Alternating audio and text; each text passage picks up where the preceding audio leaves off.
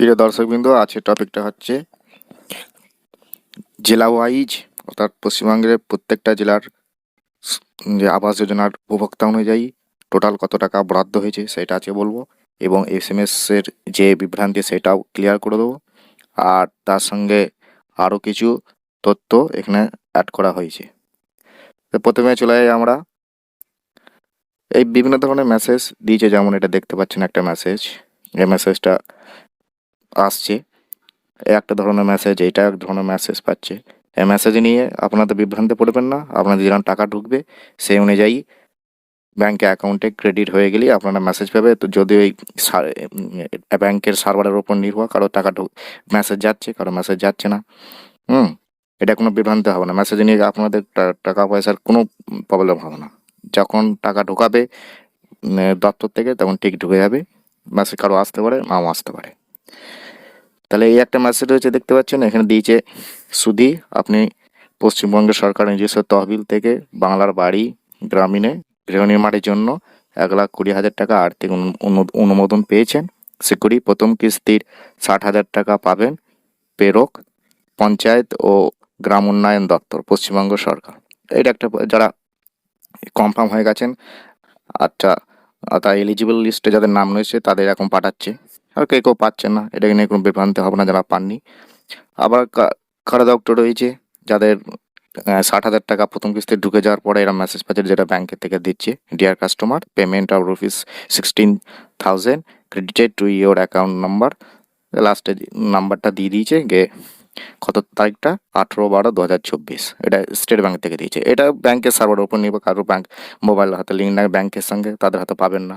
হ্যাঁ, আবার কারো লিঙ্ক আছে তারা পাবে। আবার সার্ভারেও কারো ব্যাংক কোনো ব্যাংকে পাঠাই, আবার কোনো ব্যাংকে পাঠাই না, অনেক পরে আছে। এটা নিয়ে আবার কোনো চিন্তা করার কোনো কারণ নেই। এসএমএস ঢুকলো কি ঢুকলো কোনো কারণ নেই। যারা এলিজিবল লিস্টে নাম রয়েছেন তারা অবশ্যই টাকা পাবেন। তবে এবার একটা তথ্য দিই। জেনে গেছেন 17 ডিসেম্বরে মুখ্যমন্ত্রী মমতা বন্দ্যোপাধ্যায় তিনি যে প্রধানমন্ত্রী আবাস যোজনা গ্রামীণ, যার আগে নাম ছিল, বর্তমানে সেইটা যদিও টাকার যে ইয়াটা ছিল সেটা কেন্দ্রীয় সরকার না দেওয়ার কারণে এখন মুখ্যমন্ত্রী নিজেই সমস্ত টাকা দেওয়ার দায়িত্ব নিয়েছেন, এবং ওই জন্য নিজের স্কিমের নামও তিনি চেঞ্জ করে দিয়েছেন।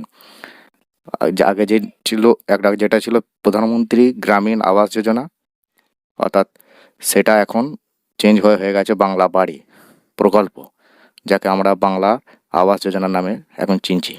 তাহলে সেই বাংলা বাড়ির জন্য তিনি আগামী বছর পর্যন্ত তিনি টোটাল 28 লক্ষ ঘর দেবেন, যা জনতা খুবই সুবিধাভোগী হবে।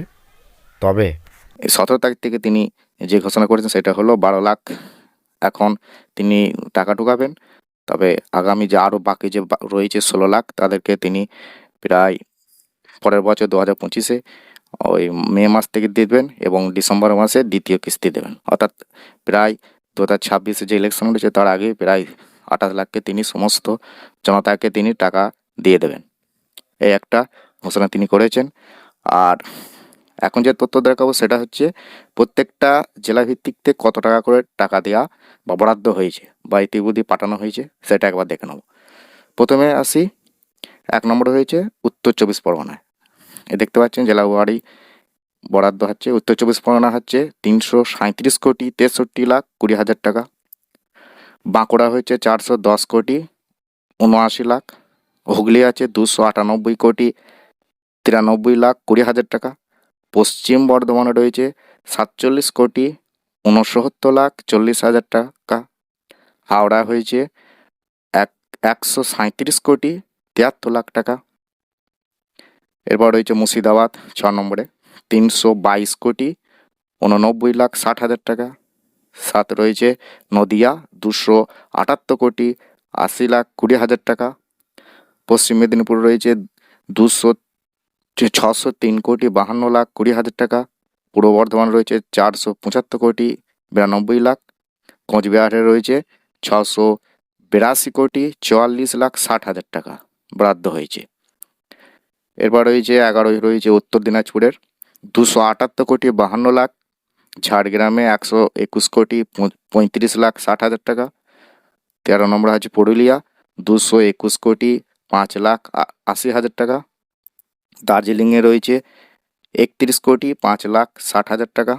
আলিপুরদুয়ারে রয়েছে 273,06,60,000 টাকা।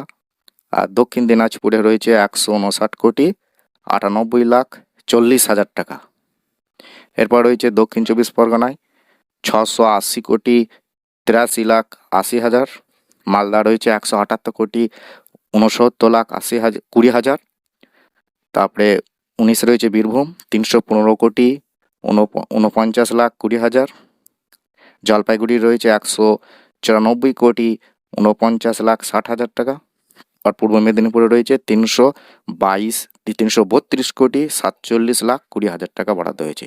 এই দেখতে পাচ্ছি প্রায় 21টা জেলার প্রায় সমস্ত কত টাকা করে বরাদ্দ হয়েছে সব ডিটেলস এখানে দিয়ে দেওয়া হলো। আর এখানে তথ্য সূত্রটা হলো পঞ্চায়েত ও গ্রাম উন্নয়ন দপ্তর থেকে এই তথ্যটা নেওয়া হয়েছে। তো এবার দেখতে পাচ্ছেন আরও যে কটা জেলা বাকি রয়েছে সেটা পরবর্তীকালে দেওয়া হবে, যখন ওদের লিস্টের ফাইনাল লিস্ট হয়ে যাবে তখন এটা দিয়ে দেওয়া হবে। এই একটা তথ্য। আর একটা আপনারা জানবেন, প্রায় প্রত্যেকটা জেলায় কিছু কিছু করে ছাড়া হচ্ছে। আগামী 4-5 দিনে প্রায় সমস্ত এলিজিবল যে রয়েছে, উপভোক্তা রয়েছে, তাদের সবাই অ্যাকাউন্টে টাকা ঢুকবে। কেউ কোনো দুশ্চিন্তা করার কারণ নেই। আপনারা চুপচাপ থাকবেন। এমএসএমএস এই সমস্ত কেন মেসেজ এলো না, এসব নিয়ে আপনার কোনো চিন্তা করার কারণ নেই। যখন আপনার এলিজিবল লিস্টের নাম হয়েছেন আপনারা অবশ্যই পাবেন। আর এই প্রতিবেদনটা এইটুকুনি। প্রিয় দর্শকবৃন্দ, আপনাদের যদি এই মতামতের সঙ্গে শেয়ার করতে চান তাহলে আপনারা কমেন্টের মাধ্যমে জানাবেন। কোনো প্রশ্ন উত্তর থাকলে অবশ্যই জানাবেন। Thank you.